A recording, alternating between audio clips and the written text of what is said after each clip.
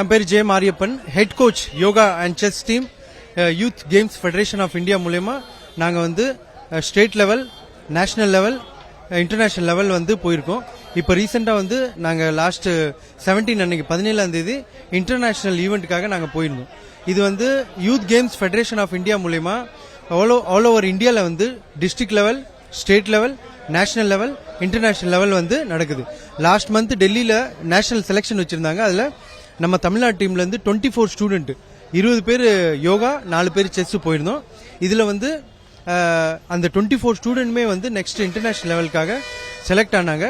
அந்த செலக்ட் ஆன டீம்ஸ்லேருந்து தான் இப்போ 8 பேர் இங்கே நிற்கிற அந்த 8 பேர் நாங்கள் போயிருந்தோம். இது வந்து போக்ரா, நேபாளில் இருக்கிற ஒரு சிட்டி. அது போக்ராவில் வந்து இந்த யூத் கேம்ஸ் ஃபெடரேஷன் மூலயமா இன்டர்நேஷனல் லெவல் ஈவெண்ட் நடந்தது. இதில் ஓவர்சீஸ்லேருந்து எல்லா ஈவெண்ட்டுக்குமே வந்து பார்ட்டிசிபென்ட்ஸ் வந்திருந்தாங்க. நம்ம இந்தியா டீம்லேருந்து யோகா டீமில் 7 பேர் யோகாவும் ஒருத்தர் வந்து செஸ்ஸுக்கும் வந்து போயிருந்தோம்.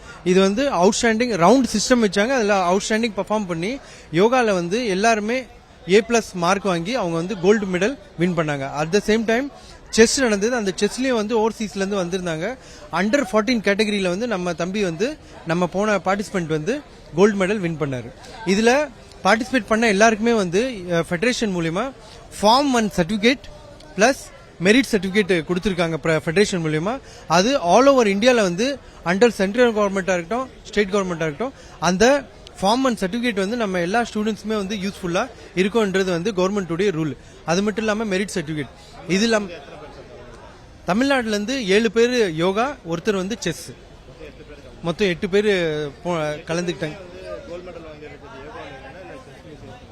7 பேரும் வந்து பார்ட்டிசிபேட் பண்ண 7 பேருமே கோல்டு மெடல் வாங்கியிருக்காங்க. செஸ்ல வந்து வேற கேட்டகரி உள்ளவங்க அடுத்து அதர் ஸ்டேட்ல இருந்து வந்தாங்க. நம்ம ஸ்டேட்ல இருந்து, நம்ம தமிழ்நாடு ஸ்டேட்ல இருந்து Under 14ல ஒரு தம்பி செலக்ட் ஆயிருந்தார். அவர் பண்ண அவர் கோல்டு மெடல் சார்.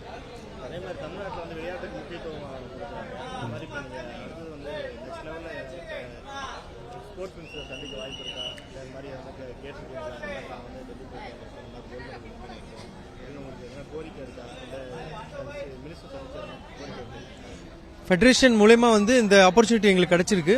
கவர்மெண்ட் மூலமா சப்போர்ட் இருந்தது அப்படின்னா, எங்களுக்கு சப்போர்ட் கிடைச்சதுன்னா கண்டிப்பா வந்து கவர்மெண்ட் மூலமா கண்டக்ட் பண்ற எந்த ஒரு ஈவெண்டா இருந்தாலும் நாங்க வந்து எலிஜிபிள், டிசர்வான வந்து பார்ட்டிசிபென்ட்ஸா இருக்காங்க. கண்டிப்பா வந்து நம்ம கண்ட்ரிக்காக இவங்க மெடல் வாங்குறதுக்கான சான்சஸ் வந்து அதிகமா இருக்கு.